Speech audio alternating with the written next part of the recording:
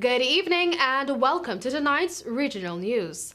In Trinidad and Tobago, the Ministry of Health on Monday confirmed that the Brazilian variant of the COVID-19 virus, which is far more transmissible than other strains, has been detected in Trinidad and Tobago.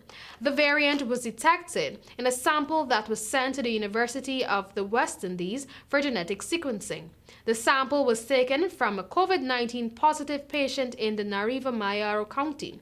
It's the first time a variant of concern has been found within the local population. Both the UK and Brazilian variants were detected in Trinidad in the past. However, it was detected in repatriated nationals or people seeking entry into the country. Before that point, only samples from repatriated nationals were monitored. Meanwhile, a massive jump in reported COVID-19 infections in the Twin Island Republic is a post-Easter spike and likely caused by the increased activity and mingling over the Easter weekend. Health Minister Terence Singh confirmed that the 134 new COVID-19 cases recorded on Monday were a direct result of the Easter weekend. He described the new figures as a massive increase. In Venezuela, the United Nations World Food Programme (WFP) and Venezuelan officials said on Monday that they had reached a deal to supply food to school children in the South American country suffering a humanitarian crisis spurred by an economic collapse. The program will reach 185,000 children in the crisis-stricken country this year, and aims to expand to some 1.5 million by the end of 2022-2023 school year. The WFP said in a statement, child malnutrition has increased in Venezuela as the once prosperous country's economy collapsed. I quote, "This is the first step toward a series of ambitious projects that will provide food support to all of the Venezuelan people," end of quote, Venezuela's President Nicolas Maduro said. Humanitarian aid groups have long pushed for Maduro's government to allow the WFP to distribute food aid in Venezuela. The agreement was applauded by aid workers and activists.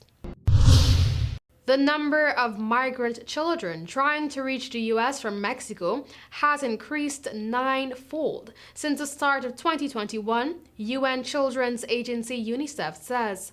The rise from 380 to nearly 3,500 has overwhelmed the facilities at Mexico's reception centers, it says.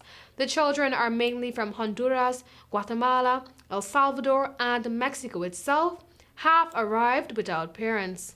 According to reports, many families will end up attempting to send their children over the border unaccompanied or via people traffickers in the hope that once inside the U.S., President Joe Biden's administration will reunite them with family members there.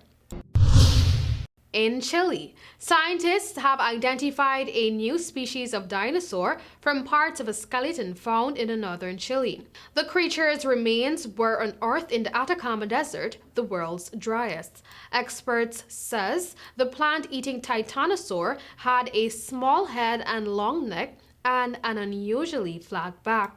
A team led by Chilean geologist Carlos Arevalo unearthed the remains in the 1990s and carried out research in the 2000s. The findings, published in the journal Cretaceous Research, were made public on Monday. The remains, according to the team, included parts of a humerus, a femur, and vertebral elements of the neck and back. They represent a small subadult individual with an estimated length of 20 feet. The creature was a sauropod, or a long-necked, long-tailed, plant-eating dinosaur.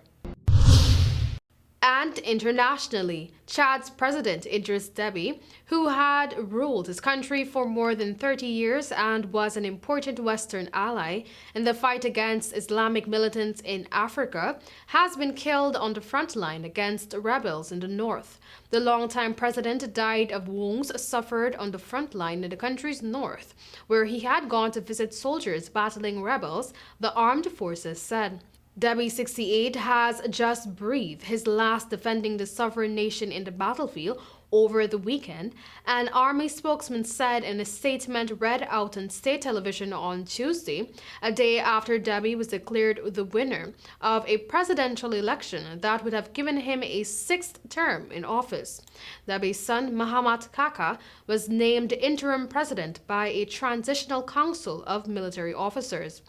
Deby came into power in a rebellion in 1990 and was one of Africa's longest ruling leaders, surviving numerous coup attempts and rebellions. That was all for tonight's regional news. Thank you for joining.